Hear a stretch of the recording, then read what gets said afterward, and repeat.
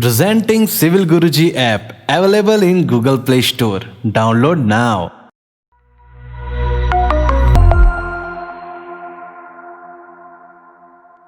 Hello engineers, welcome to world of civil Guruji. मैं corporate trainer Vaishnav Niranjan Singh आप सबका स्वागत करता हूं आपके चैनल सिविल गुरुजी में। दोस्तों, हमारा लखनऊ सेंटर का ये पहला बैच अभी शुरू हुआ है कोरोना के बाद, और हमारे ये सारे इंजीनियर्स बैठे हैं और इन इंजीनियर्स ने 15 दिन की एस्टिमेशन क्लास कर ली है और इन इंजीनियर्स को आज प्रेजेंटेशन देना है, अपना फाइनल प्रेजेंटेशन। तो आज हम इसी प्रेजेंटेशन की बात करेंगे इस वीडियो में। तो चलिए दोस्तों, इस वीडियो को हम लोग शुरू करते हैं। लेकिन एक चीज मैं और आपको बताना चाहता हूं कि अभी हम लोग लैपटॉप वगैरह से नहीं पढ़ा रहे हैं लोगों को, क्योंकि कुछ लोगों के पास लैपटॉप होते हैं या नहीं होते हैं, तो प्रेजेंटेशन पीपीटी में नहीं होगा, वो लोग डायरेक्ट प्रेजेंटेशन देंगे। तो आप थोड़ा सा बातों को समझने की कोशिश करिए। Good morning sir, good morning friends. My name is Vijay Singh Yadav from Mainpuri, Uttar Pradesh. From Mainpuri, Uttar Pradesh, I have completed my engineering from IMT Engineering College, Meerut in 2016. So today we will discuss about unit conversion and then will be move on site cleaning excavation.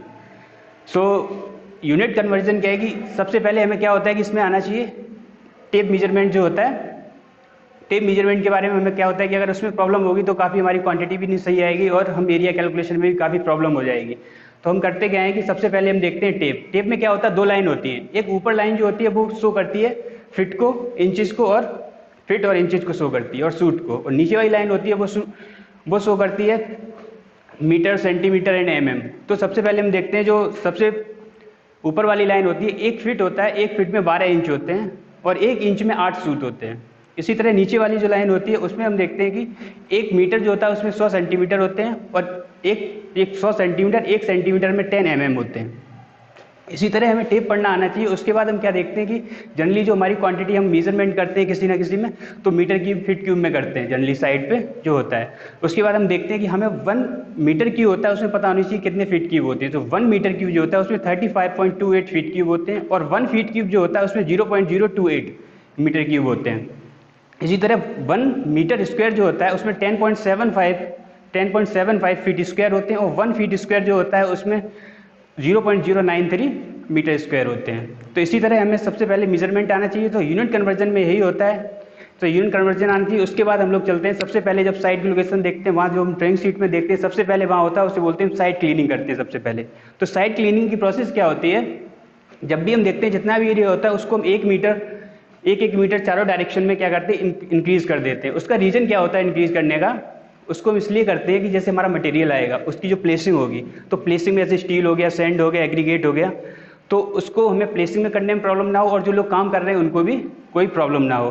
तो इसलिए हम करते गए हैं 1 metre extra लेते हैं। और जो साइड क्लीनिंग होती है जनरली सरफेस की होती है। तो सरफेस की होती है, दैट मीन्स लेंथ और विड्थ चाहिए हम लोग को। लेंथ और विड्थ चाहिए, दैट मीन्स मीटर स्क्वायर में हम लोग उसका मेजरमेंट करेंगे साइड क्लीनिंग का।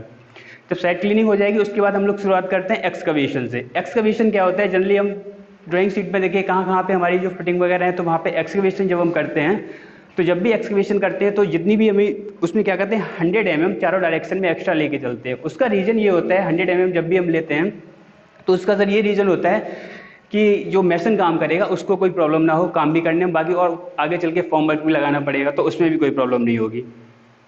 तो जब भी हम करते हैं तो सबसे पहले जो एक्सकवेशन में आता है सैंड फिलिंग करते हैं हम लोग। तो सैंड फिलिंग का क्यों करते हैं, इसका रीज़न क्या है, तो उसके पीछे सबसे बड़ा रीज़न ये होता है कि जो हम वाटर सीमेंट रेशियो होता है उसको मेंटेन करने के लिए। और जैसे कि आप लोगों को पता है water cement ratio directly proportional जो होता है वर्केबिलिटी के भी होता है। तो हम उसको इंक्रीज करेंगे तो उससे वर्केबिलिटी पे थोड़ा इफेक्ट पड़ता है। तो हम मेन कार्य ये श्रिंकेज वगैरह जो होता है वाटर सीमेंट रेशियो का उससे मेंटेन हो जाता है। तो सबसे पहले सैंड की लेयर करते हैं, 100 mm की सैंड लेयर डालते हैं उसमें।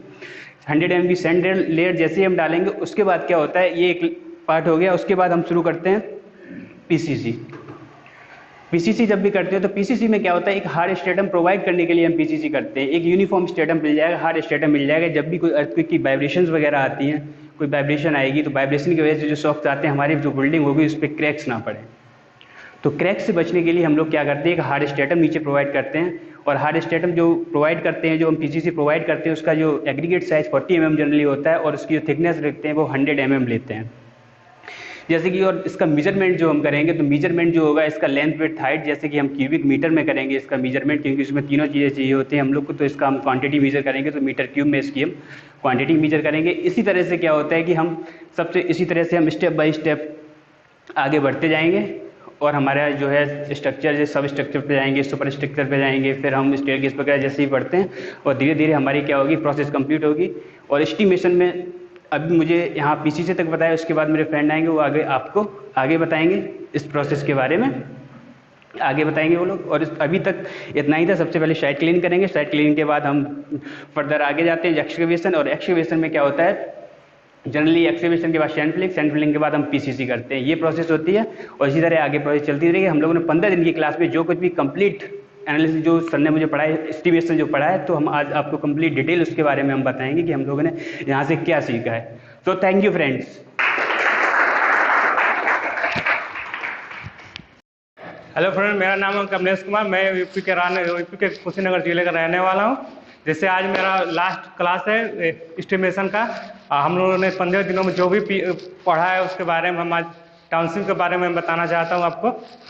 तो टाउनशिप करने के लिए सबसे पहले हम लोग क्या करते हैं कि हम वहाँ साइट क्लीनिंग करते हैं। साइट क्लीनिंग करने के बाद उसके बाद हम लोग साइट क्लीनिंग करने के बाद हम क्या करते हैं कि वहाँ साइट पे अगर प्लाटिंग करनी होती है, प्लाटिंग करने के लिए ही हम टाउनशिप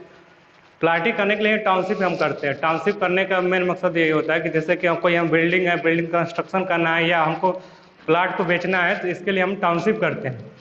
जब हम टाउनशिप करते हैं तो क्या होता है कि सबसे पहले हम लोग क्या करते हैं कि वहाँ जाने के बाद हम एक पाइथागोरस प्रमेय होता है उसकी सहायता से और एक ऑटो लेबर की सहायता से हम लोग क्या करते हैं वहाँ प्लाटिंग करते हैं। प्लाटिंग करने के लिए सबसे पहले हम लोग टेप को लेते हैं। टेप को लेने के बाद हम जितनी लेंथ तक हमारा एक कर्ण और आधा लंब को ऐड कर देते हैं। ऐड करने के बाद उतना टेप में लेंथ खोल लेते हैं। खोलने के बाद क्या करते हैं कि उस टेप का जो 0 पॉइंट है, 0 पॉइंट को हम एक पॉइंट पर फिक्स पॉइंट पर जो रेफरेंस पॉइंट, अगर हमारा कोई दीवार है जैसे इलेक्ट्रिक पोल है या रोड है, उसके रेफरेंस में हम उसको लेते हैं। और लेने के बाद क्या करते हैं कि जो टेप का 0 पॉइंट होता है, 0 पॉइंट को क्या करते हैं कि उसको वहाँ पर एक 0 पॉइंट को हम एक कोई रेफरेंस पॉइंट पर पकड़ लेते हैं। उसके बाद हम हाइपोटेनियस और परपेंडिकुलर जो डिस्टेंस होती है दोनों को ऐड करके हम दूसरे पॉइंट पर पकड़ लेते हैं। पकड़ने के बाद क्या करते हैं कि हम तीसरा कोई पॉइंट क्या ढूंढने के लिए हम क्या करते हैं कि एक आदमी उस तीसरे पॉइंट को पकड़ के अब परपेंडिकुलर जाता है, जिससे ट्राइंगल हम लोग को प्राप्त होता है।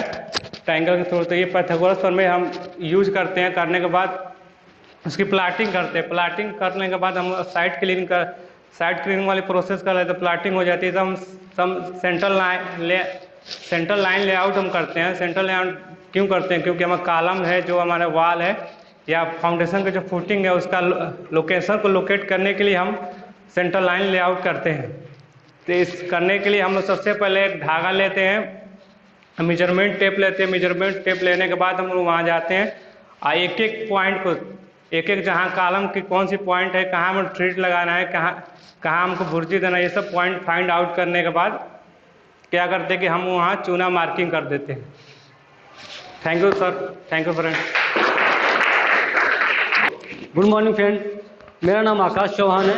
मैं यूपी के कुशीनगर ज़िले से बिलोंग करता हूं और मेरा आज का टॉपिक है साइट क्लीनिंग से बैक फिलिंग तक।